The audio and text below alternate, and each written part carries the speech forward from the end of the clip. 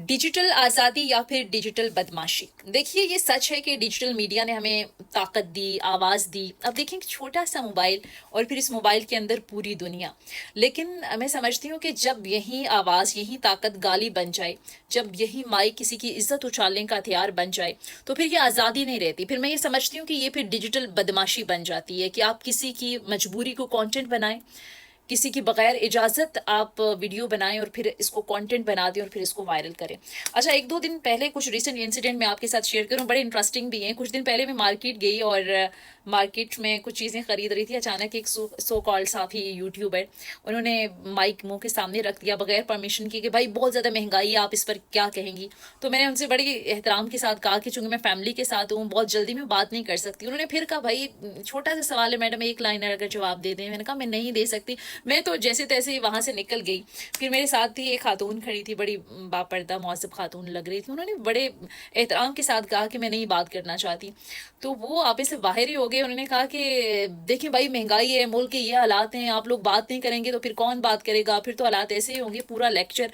और वो खातून कह रही कि मैं बात नहीं करी, फिर भी माइक उसके मुंह के सामने। फिर मजबूरन मुझे इंटरफेयर करना पड़ा। मैंने कहा कि वो नहीं बात करना चाहती तो आपको क्या मजबूरी है उनसे ज़बरदस्ती बात करवाने की, और ये कौन सी सहाफ़त है? अच्छा, ये तो एक इंसिडेंट है। पिछले 2-4 दिन पहले मैं वैसे ही जनरल वीडियो देख रही थी, स्क्रॉल करते करते मेरी नज़र एक वीडियो पर पड़ी। तब मुझे लगा कि ये इतना इम्पोर्टेंट हो गया है कि इस पर आप बात करें, बल्कि इस पर आवाज़ उठाना बनती है। एक बच्ची बेचारी सड़क पर खड़ी थी, कुछ चीज़ें उसके हाथ में थी, कुछ मिसवाक, पेंसिल, छोटी मोटी चीज़ें बेच रही थी और अपना ज़ाहिर है मजदूरी कर रही थी।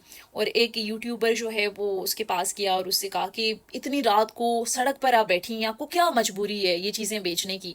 अच्छा, चूंकि उस बच्ची ने बेचारी ने अपना चेहरा भी ढांपा हुआ था और वो वहाँ से उठ के भागी, और वो भाग रही और वो बंदा उसके पीछे पीछे भाग रहा कि भाई बताएं तो सही, क्या मजबूरी है आपकी? अच्छा, फिर उस खातून बेचारी रुकी और फिर उसने उसके 1-2 सवालों के जवाब दिए। इसी तरह की एक वीडियो देख रही थी जिसमें एक बच्चा बेचारा, उसका बाइक एक्सीडेंट हो जाता है, दर्द से वो करा रहा है, चीख रहा है, बेचारा रो रहा है दर्द से।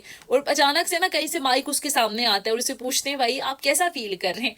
मैं कहती हूँ आपके ऊपर ये टाइम आए और फिर आपसे लोग पूछें कि आप कैसा फील करें, फिर आपको पता हो। अच्छा, बाप मर जाता है और बेटे से पूछते हैं, या बेटा मर जाता है, बाप से पूछा जाता है कि आप कैसा फील करें, कैसा महसूस कर रहे हैं? पिछले दिनों माँ से एक सवाल हो रहा था कि आपकी बेटी ने ये कारनामा सर अंजाम दिया, घर से चली गई, तो इस कारनामे पे आप क्या कहेंगी, क्या फील कर रही हैं? यार, मैं सवाल पूछती हूँ कि क्या ये सहाफत है, या सिर्फ व्यूज और ये वायरल क्लिप की एक जंग छिड़ गई है कि क्लिप्स हमारे जरूर वायरल वायरल होने चाहिए?